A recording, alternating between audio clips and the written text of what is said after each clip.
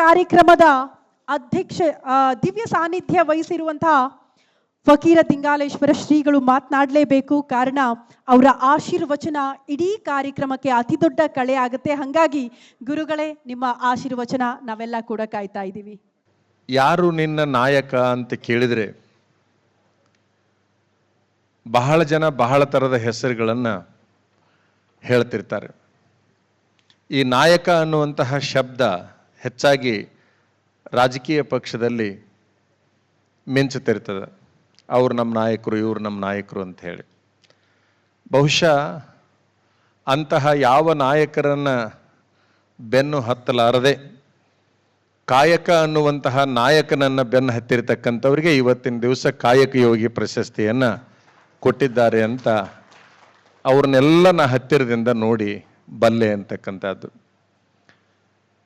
ಇವರೆಲ್ಲ VSV ಪ್ರಸಾದ್ ಅವ್ರನ್ನ ಹಿಡ್ಕೊಂಡು ಇಲ್ಲೇನು ಎಲ್ಲರೂ ಪ್ರಶಸ್ತಿಗಳನ್ನು ತೆಗೆದುಕೊಂಡಿದ್ದೀರಿ, ನಿಮ್ಮೆಲ್ಲರ ಬಗ್ಗೆ ನನಗೆ ಬಹಳಷ್ಟು ಹತ್ತಿರದ ಪರಿಚಯ ಇರೋದರಿಂದ ಅದಕ್ಕಾಗಿ ಇನ್ನು ಮೇಲೆ ಇವ್ರನ್ನ ಹೊರತುಪಡಿಸಿ, ಇವತ್ತು ಪ್ರಶಸ್ತಿಯನ್ನು ತೆಗೆದುಕೊಂಡವ್ರನ್ನ ಹೊರತುಪಡಿಸಿ ಉಳಿದವರು ಎಲ್ಲರೂ ಯಾರು ನಿಮ್ಮ ನಾಯಕ ಅಂದಾಗ ಕಾಯಕವೇ ನಮ್ಮ ನಾಯಕ ಅಂತೇಳಿ ಯಾರು ಅಂತಿರೋ ಅವ್ರಿಗೆ ಮುಂದಿನ ವರ್ಷ ಮತ್ತೆ ಈ ಅವಾರ್ಡ್ ಬರುತ್ತೆ ಅನ್ನುವಂತಹ ಮಾತನ್ನು ಕೂಡ ಹೇಳಲಿಕ್ಕೆ ಬಯಸ್ತೇನೆ.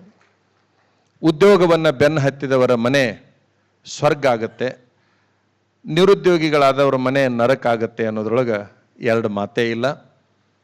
ಇನ್ನೊಂದು ಕೊನೆ ಮಾತು ಅಂತಂದರೆ, ಯಾರು ಹಣವನ್ನು ಬೆನ್ನು ಹತ್ತುತ್ತಾರೆ ಅವ್ರು ಎಂದೂ ಶ್ರೀಮಂತರಾಗೋದಿಲ್ಲ, ಯಾರು ಉದ್ಯೋಗವನ್ನು ಬೆನ್ನು ಹತ್ತಾರೆ ಅವ್ರು ಎಂದೂ ಬಡವರಾಗೋಕ್ಕೆ ಸಾಧ್ಯವೇ ಇಲ್ಲ ಅಂತಕ್ಕಂಥ ಮಾತನ್ನು ಹೇಳಿ, ವಾರ್ಷಿಕೋತ್ಸವ ಆಚರಿಸುತ್ತಿರುವಂತಹ ಈ ಒಂದು ಚಾನಲ್ಲಿನ ಒಂದು ಶುಭ ಸಂದರ್ಭದಲ್ಲಿ ಯೋಗ್ಯ ಚಾನಲ್ ಯೋಗ್ಯ ಪ್ರಶಸ್ತಿಯನ್ನು ಕೊಟ್ಟಿದೆ.